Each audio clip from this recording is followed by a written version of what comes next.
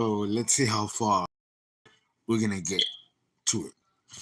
So I'm gonna jump right in. Neptune, Neptune in the third house gives us more information than uh, being on the signs. We still don't know how it functions. But I started to talk a little bit about it in the last video.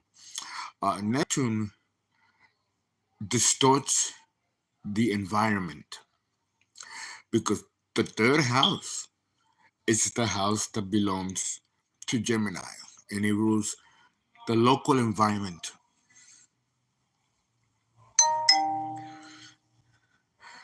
But this environment can also be in people as well.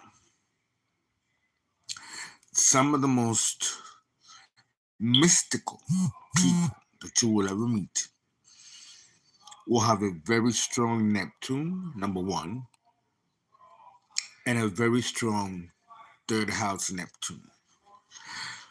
We have not seen much of that in any individual horoscope. Uh, Neptune in the third house. And it could be, it should be, it depends on the window of generation that you find Neptune. But that could be any sign. I'm sorry, not any sign because it doesn't move from sign to sign until maybe 100, 200 years later. But per house. And we're talking about 12 houses. So we're talking about 12 possibilities here. But each possibility is more complex than the other. Think of it as trying to catch a fish with your hands in a shallow pond. It would be almost impossible to grab that fish. Even though it's right in your proximity, they're nibbling at your toes. And there's tons of them. But you'll be lucky if you can grab one. They'll slip right through your fingers. This is the complexity and elusiveness of Neptune. The truth is put right in your face. Oh my God. And then when you blink, it's not there anymore. If you guys study how Neptune was discovered, it was completely discovered by accident. The astronomers were looking for something else. And all of a sudden, they see Neptune appear in their telescopes. And they're like, wait a minute, what is this? And they're like, what is this? This can't be real. Is this a planet? What? They called the other scientists. They go back to the telescope. It's gone. It's not there.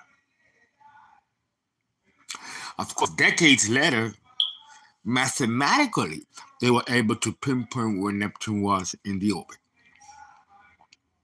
But Neptune was first discovered by visualization.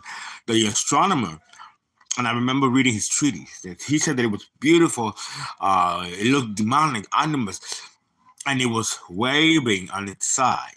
At first, they thought it was Uranus. But Uranus wasn't discovered yet. This planet seemed like a chameleon, it had strange sounds. And in an instant, it disappeared from view, and we couldn't recapture the planet until centuries later, or decades later. I have to go back to the mythology.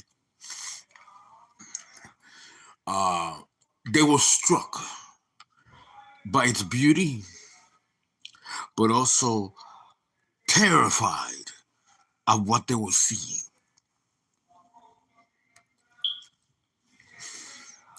And you want to know what's interesting? That when that happened, A century later, Jesus Christ came to the land to heal and mystify the ages. That happened after Neptune was discovered, accidentally discovered, almost like heralding forward the coming of the Christ. So there's a lot of religiosity with Neptune.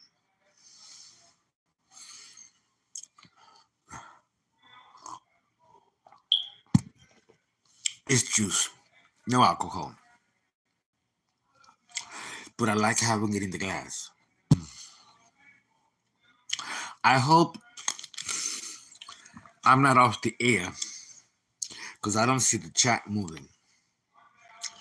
Oh, no. This is okay. Okay. Let me just see, just to make sure.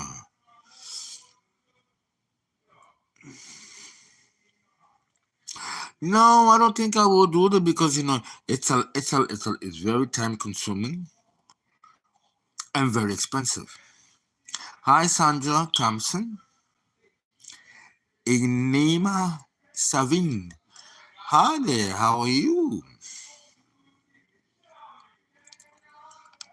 The chat wasn't moving. Okay. Oh, okay. I know there's a lot of noise going on. It's Saturday, and you know, I live, unfortunately, with narcissists. So it means that I must, in some way or another, be one myself, right? That's rough when you have to see yourself and feel yourself through others. But these are just animals, savages. I'm sorry, because if I see them that way, then I must have some savage in me too.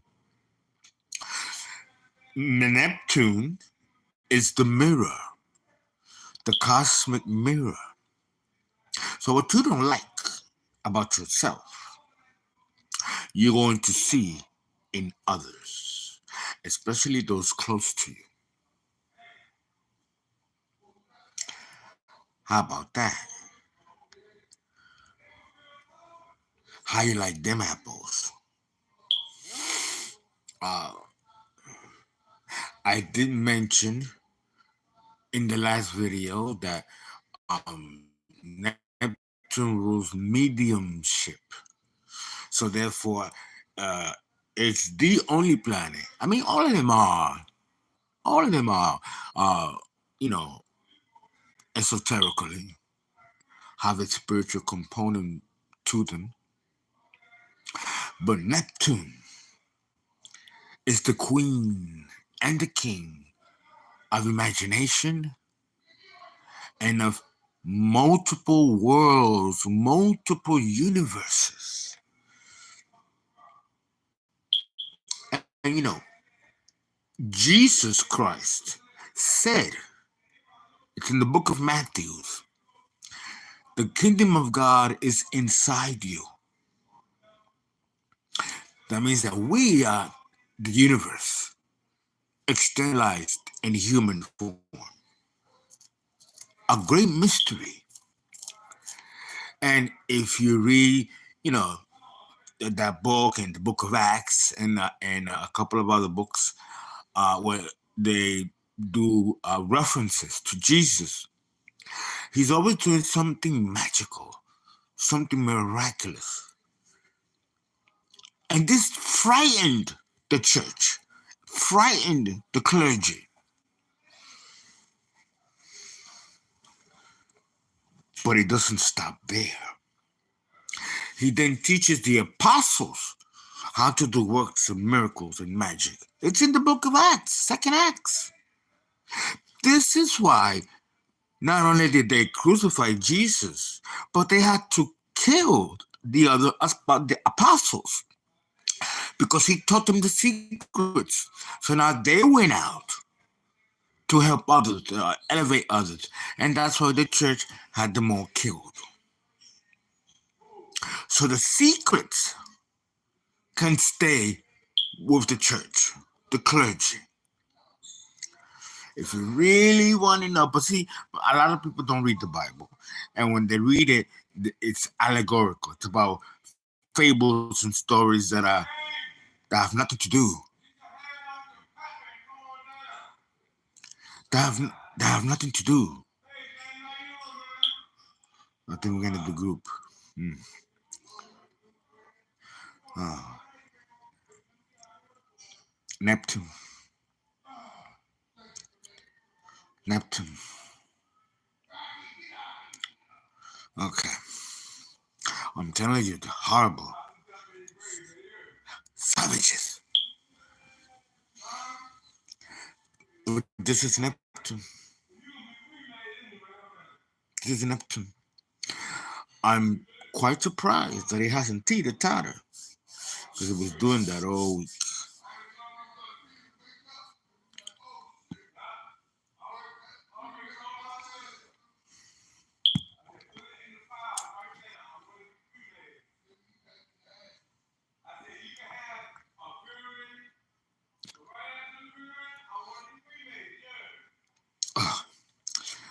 Talk about nonsense.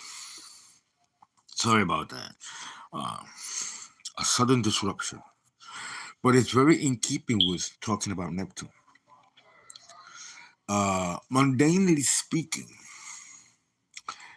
it will be very difficult to give an account of Neptune unless we have someone that can actually give us an account, a personal account of Neptune. Neptune is not a planet that you can collectively talk about that will resonate with every single person. It's so deeply personal that you have to get an account personally. Even though the planet has powerful universal themes and influences. And it has dominance over all the spiritual planes. But this is a high octave of spiritual intelligence, emotional intelligence, that is not arrested to a one individual, a single person. It's too high of a concept for one person to absorb and assimilate. The best way to homogenize or blend the energy of mundanely is to exercise works of literature, poetry, artistry, paintings, reflecting its divinity nature in this way. Acting. Neptune and Pisces rules of acting, the theater. It's the only way to externalize this energy.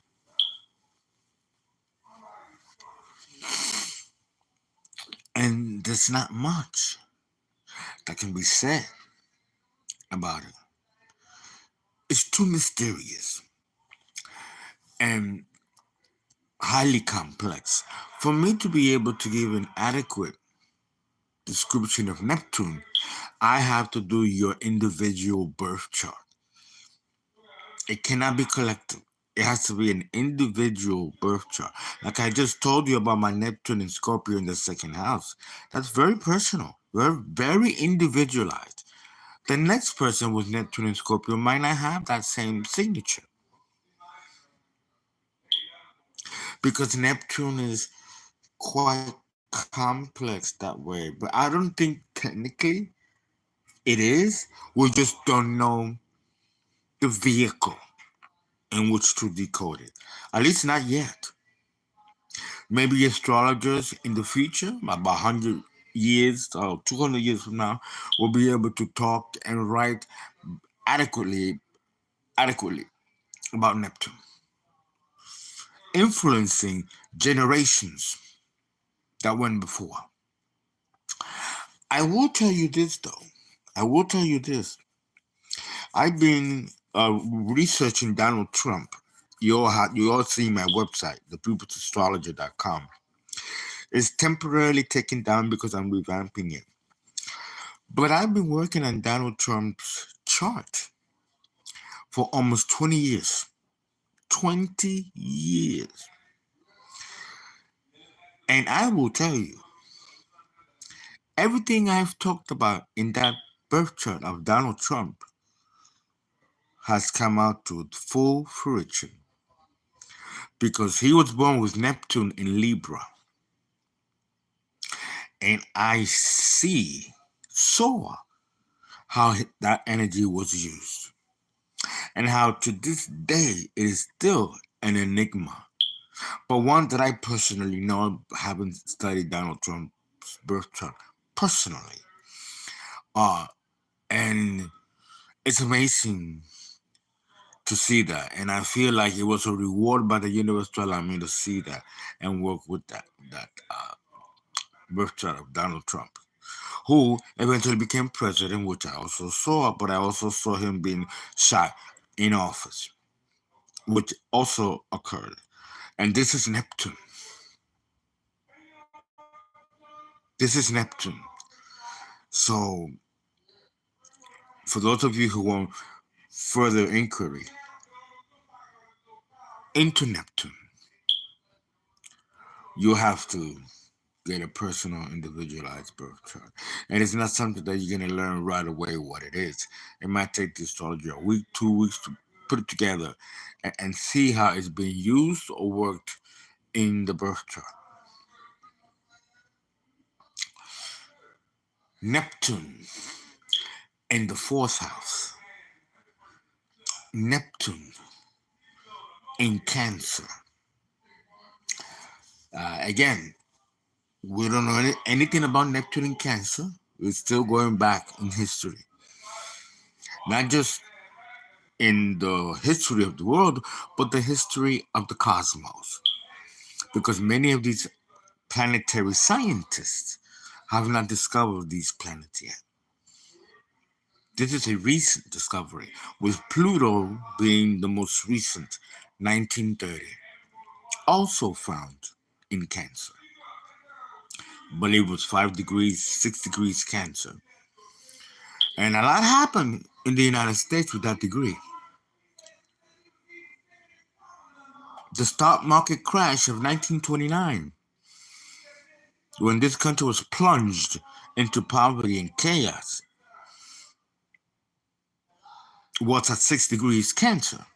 And the United States is a Cancer country. So it conjunct Pluto when it was discovered. So see, these are the things that we study, we look at. We look at other countries and see if they've been through something similar. But I've written a lot about Pluto and done lots of videos concerning Pluto. And there's a lot more to do. But Neptune in the fourth house is another complex mystery. And it can be talked about collectively. Yes, it can. But I think this, what I have to say, which was a shocker to me, is the origin of the disease cancer. It has an origin. It has an origin. And it has a lot to do with the races and the royal planetary or bloodline energies. And it's very detailed in the book of Genesis. But you're not gonna know what it is. It's very shrouded and jealously guarded. Oh yes. Oh yes. Guys, please donate, please give. Join my Patreon page and donate at CashApp.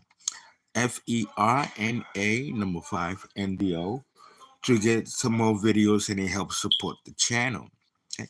And of course, you can call for a reading 667 495 7911.